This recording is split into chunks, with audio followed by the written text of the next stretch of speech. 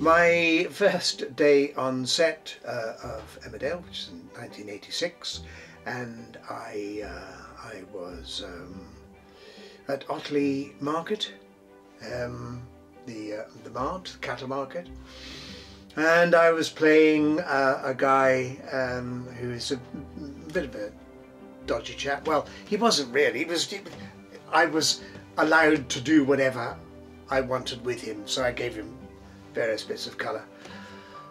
And I was working opposite a delightful lady by the name of Jane Hutchison, who played Sandy Merrick, who was just wonderful. I bounce off people that have chutzpah, and she definitely had that. In actual fact, I did try and encourage the powers that be a few years ago now to bring her back, because she's a, you know, she was a mighty atom. She was about 4 foot nothing, no, bit more than that, but what a powerhouse, wonderful. And I love working with powerhouses. Yeah, she was great. So yeah, his entrance, he got up people's noses straight away, and I think that was one of the joys of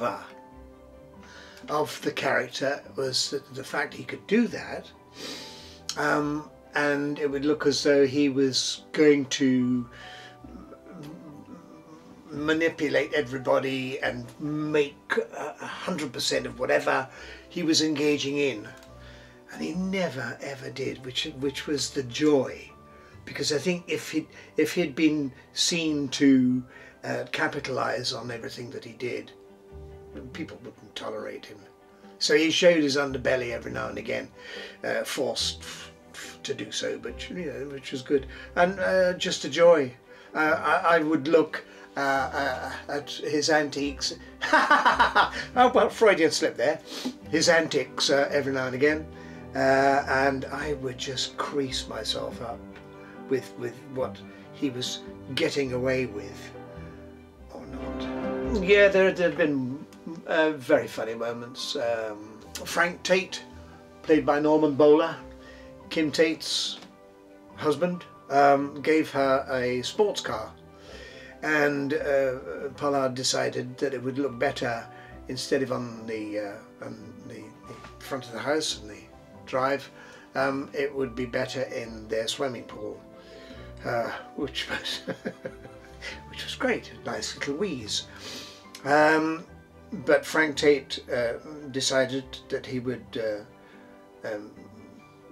remove Pollard's Triumph Spitfire, I think it was, something like that, from outside Pollard's door, and cube it, took it to his breaker's yard friend, and smashed it up into a little, and then deposited it outside Pollard's front door. So there was a knock at the door, and all of a sudden he's looking around, can't see anybody, and looks down and sees this lump of metal, symmetrically precise, and can't understand what's going on, and then he sees his reg plate on the side, which was very funny. I think one of my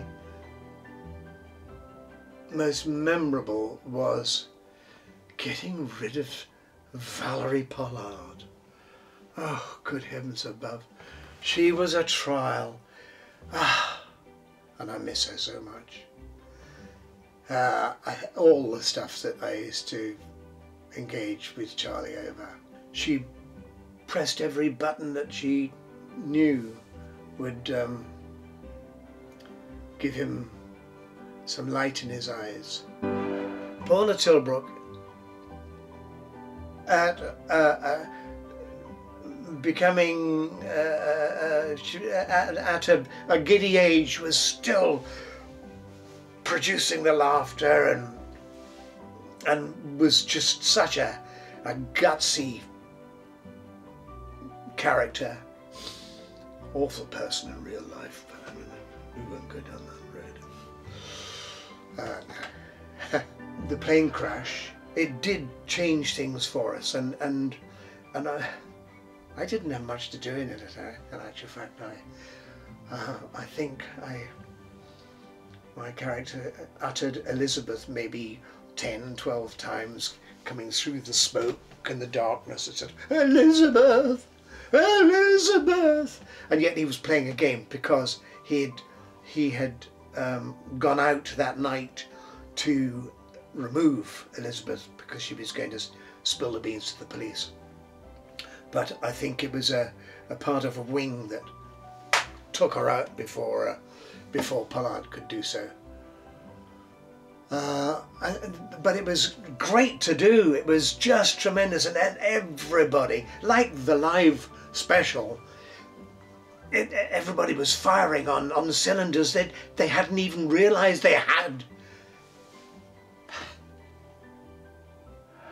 One of the delights of being part of this show is the fact that